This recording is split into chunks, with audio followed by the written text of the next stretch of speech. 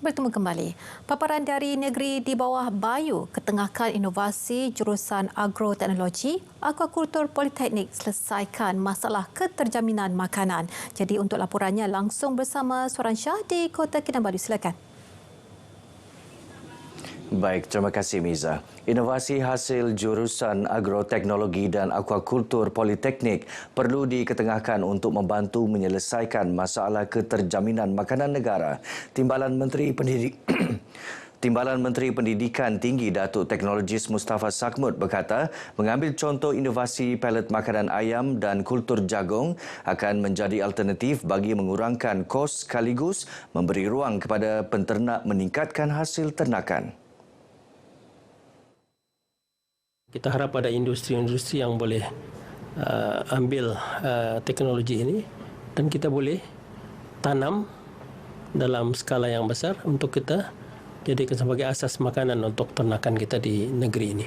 Saya pikir ini antara inovasi-inovasi, ada lagi yang lain yang perlu kita ketengahkan untuk menyelesaikan masalah di masyarakat ini, terutama keterjaminan makanan.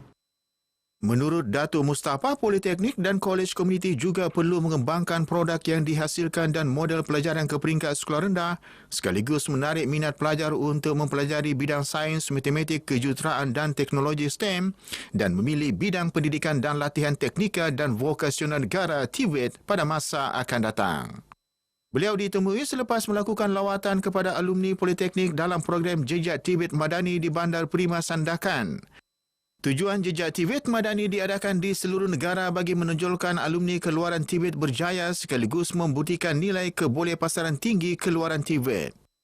Justru beliau menyuruh agar pelajar lepasan CJ Pelajaran Malaysia SPM untuk mendaftar di Politeknik atau Kolej Komuniti bagi menyambung pelajaran.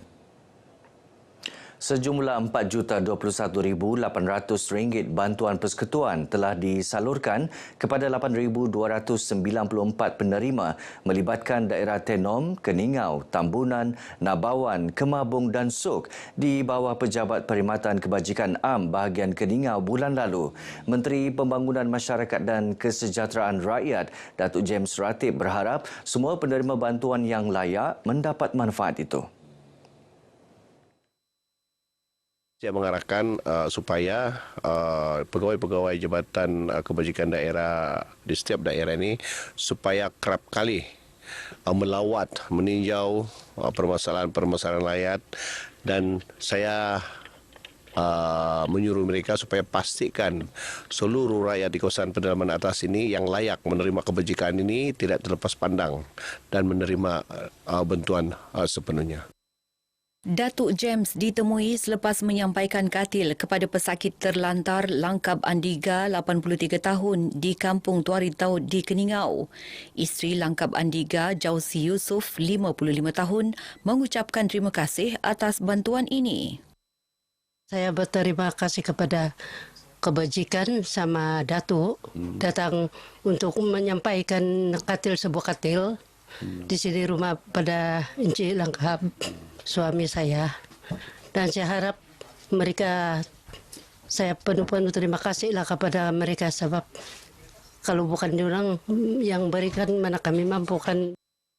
Keluarga ini juga bakal menikmati kehidupan yang lebih selesa selepas rumah mesra Sabah Maju Jaya siap nanti. Sementara itu, dalam perkembangan lain, Datuk James berharap tiada lagi bangunan klinik kesihatan berasaskan kayu di negeri ini menjelang tahun depan.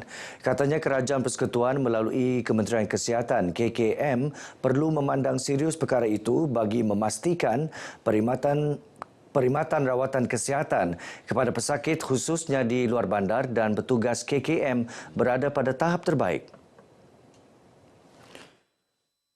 Di Sabah ini banyak klinik kesihatan kita yang masih diperbuat daripada kayu sejak tahun 70-an. Jadi saya ada mohon dengan Kementerian Kesihatan Malaysia dan saya juga akan pastikan dan mohon kepada Kementerian Kesihatan Malaysia supaya menjelang tahun 2025 semua klinik kesihatan di Sabah ini tidak ada kayu lagi. Semua diperbuat daripada konkret. Yang minta peruntukan khas daripada Kementerian Kesihatan. Datuk James yang juga Exco Kesihatan Kerajaan Negeri Sabah ditemui selepas melawat kabin klinik kesihatan Mansiat di Sok. Mengulas mengenai status pembinaan bangunan baharu klinik kesihatan Mansiat yang terbakar 14 Jun 2022, beliau telah mengarahkan pejabat daerah Sok agar memohon semula tanah seluas 1.21 hektar berbanding 1.01 hektar sebelum ini serta berharap KKM dapat memberikan sebuah ambulans kepada klinik itu.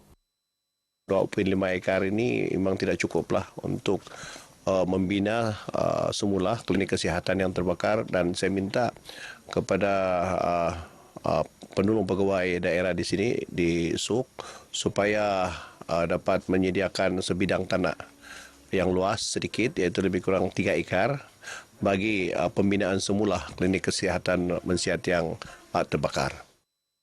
Datuk James turut melawat klinik kesihatan Nabawan. Kerajaan negeri menyambut baik mengenai dasar National Load Centre yang diperkenalkan pada tahun 1990 bagi memusatkan semua perkhidmatan kargo di Pelabuhan Kelang, Selangor tidak lagi terpakai. Menteri Pembangunan Perindustrian dan Keusahawanan Datuk Pung Jin Ze berkata ini membolehkan syarikat perkapalan antarabangsa untuk terus berlabuh di mana-mana pelabuhan sama ada di Semenanjung atau Sabah dan Sarawak. Saya ingat ini pengumuman merupakan satu titik permulaan yang cukup positif, ianya memberikan sekali lagi memberikan keyakinan kepada pelabur-pelabur bahawa ini boleh dilaksanakan. Mereka punya shipping company can direct come to Sabah. So kita kena juga apa yang saya usahakan adalah untuk mempertingkatkan kita punya export activities. Datuk Pung ditemui selepas merasmikan sambutan Tahun Baharu Cina Anjuran Persekutuan Industri Sabah FSI di Kota Kinabalu. Pengumuman itu berita baik kepada pemilik kapal, syarikat perkapalan, pengendali lindungan dan pihak lain berkaitan dalam industri perkapalan di Sabah.